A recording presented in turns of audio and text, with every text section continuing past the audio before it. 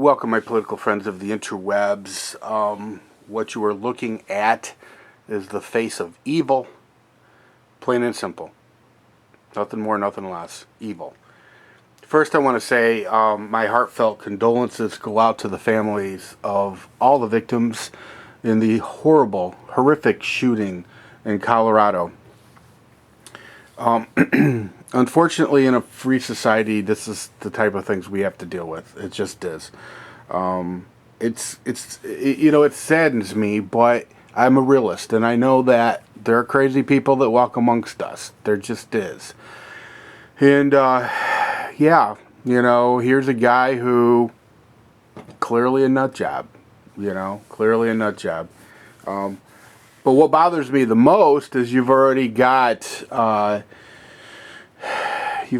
left-wing, hardcore anti-gun media foaming at the mouth. They never miss any opportunity to try to further their agenda of denying us our Second Amendment rights. They're already calling what he had at the scene an arsenal. And they're focusing on 30-round clips and weapons that can be fired very quickly. It's nothing we haven't heard before, and I'm sure it's nothing that any of us in the gun community don't expect. But I just find it horrible,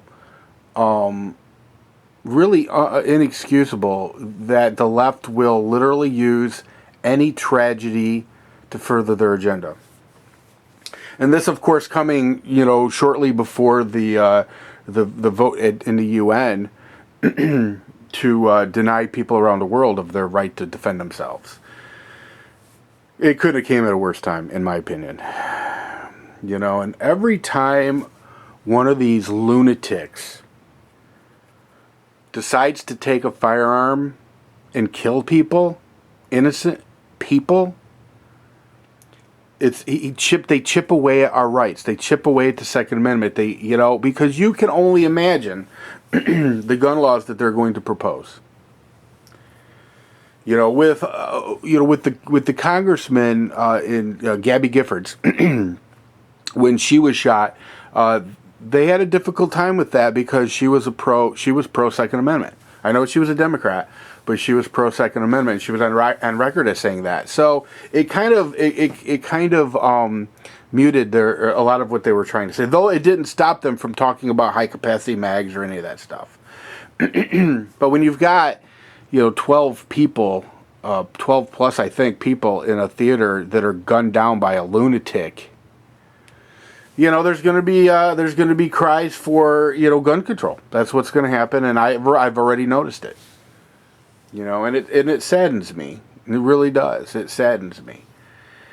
Now, this guy, this James Holmes, the alleged perpetrator of this horrible event, apparently he was he had been in a doctorate program for neuroscience at the University of Colorado in Denver. He is originally from, I believe, San Diego. It's where his parents live. I think it's where he's from. 24 years old and working on a doctorate tells me he's a pretty bright fella.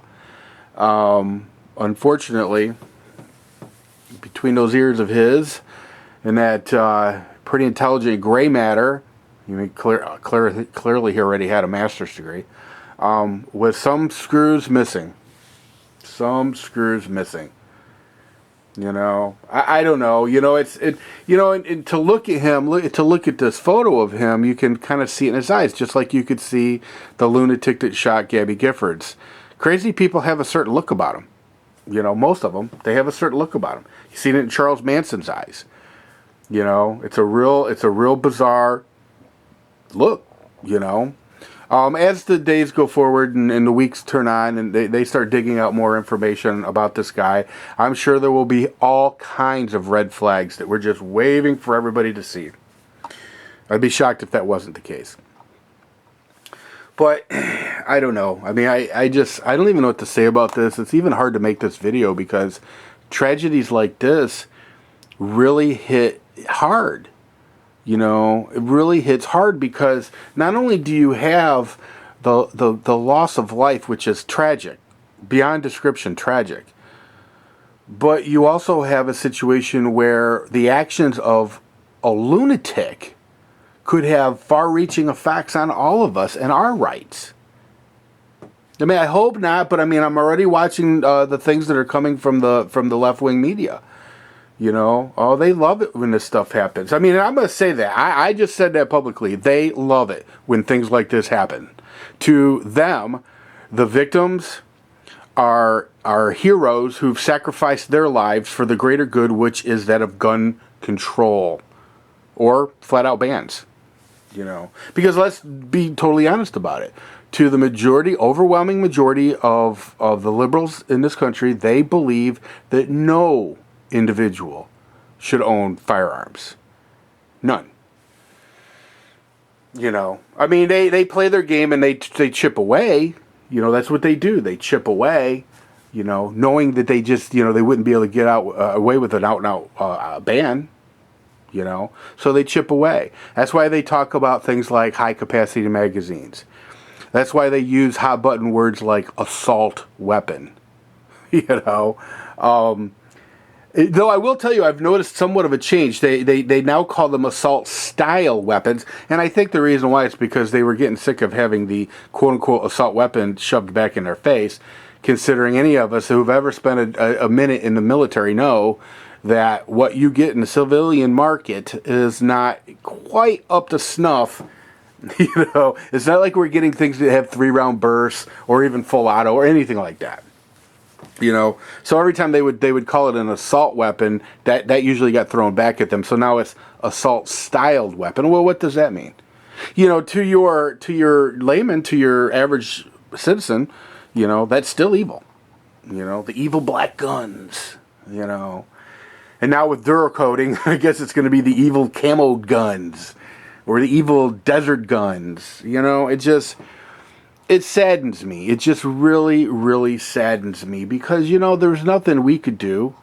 Let's be honest. If any one of us listen, of the people that I know in the gun community, I'll even name some names. If I would have been there, if Hossy would have been there, if Pete would have been there, if Mr. 45 Bullet would have been there, okay, if Corey and Erica would have been there, this dude may have gotten off a couple of shots, but that'd have been it. I'm just surprised that somebody in Colorado didn't have a firearm that they would have used against this guy. It kind of surprises me.